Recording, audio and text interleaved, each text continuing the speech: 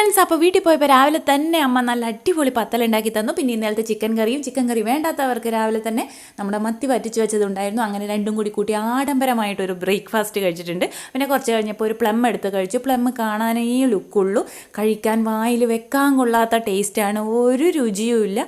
എന്ത് ടേസ്റ്റാണെന്ന് എനിക്ക് ഇതുവരെ അതിൻ്റെ മനസ്സിലായിട്ടില്ല. പിന്നെ നമ്മൾ പറമ്പിൽ കൂടെ നടന്നപ്പോൾ ഒരു കൂണ് കിട്ടി.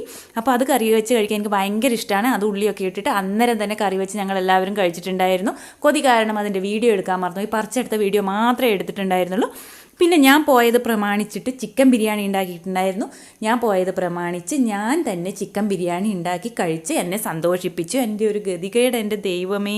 പിന്നെ കാലൊക്കെ കൃത്യമായിട്ട് അതിൻ്റെ ഉള്ളിൽ മാന്തി പൊത്തി വെച്ചിട്ടുണ്ട്. ഞാൻ ബിരിയാണി ഉണ്ടാക്കുന്നതിൽ ഒരു എക്സ്പേർട്ടാണല്ലോ, അങ്ങനെയാണ് എൻ്റെ വെപ്പ്. പിന്നെ വൈകുന്നേരം ഒരു പോക്കറ്റ് ഷവർമയാണ് കഴിച്ചിട്ടുണ്ടായിരുന്നത്. പോക്കറ്റ് ഷവർമ എന്നാണ് അവർ പറഞ്ഞിട്ടുണ്ടായിരുന്നത്.